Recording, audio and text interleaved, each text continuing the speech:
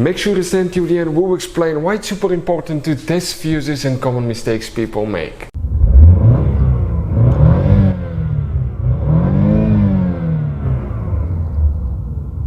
Hey guys, welcome back to Electrical Car Repair Live. Thank you guys for watching and subscribing to the channel. Today will be super helpful video to any of you guys having a Dodge Challenger and you're trying to find the fuse for the climate controls.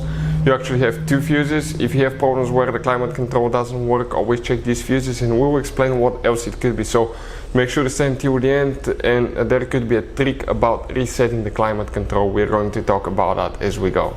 So before we start, let me just tell you a little bit about us guys. Every single car we get here at the garage, we try to make at least 200 to 300 free repair videos. Why we guys do that? Because our mission in the shop is to save you as much money as we can. All we need in return, please subscribe to the channel, like the video, that way we can keep making these free videos.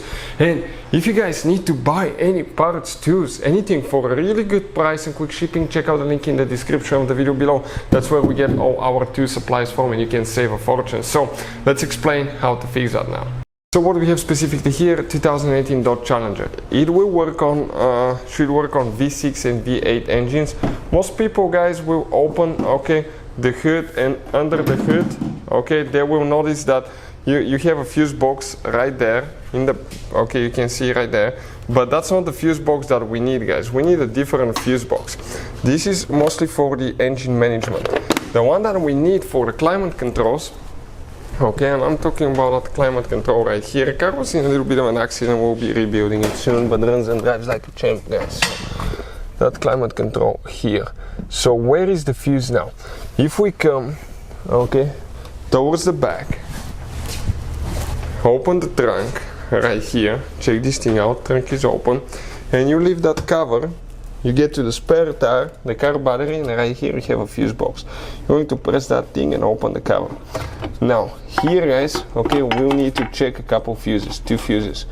But one thing about those, okay, right here guys, okay, the fuses, you can see some of those, you cannot clearly tell if they're burned or not. Even if you think you can, sometimes you can easily make a mistake. Always test fuses, because if you think you have a good fuse, you put it back in the fuse box and you start spending time and money on parts you don't need guys. It's just stupid. So we'll put a link to a special video that will teach you how to test fuses, relays, and where to buy cheap fuses and relays, and you can guys save a ton of money.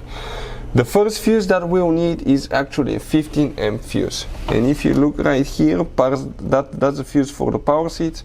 That fuse right here, that blue 15 amp fuse, that's the one that we need.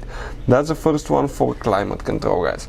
Now if you need to buy replacement ones, we'll put the link in the description of the video below, okay, where you can buy cheap fuses from. So as you can see, that's the first fuse that needs to be checked. Always test them. Now there is one more that you will need to check, and the other one is a little bit, okay, actually hidden.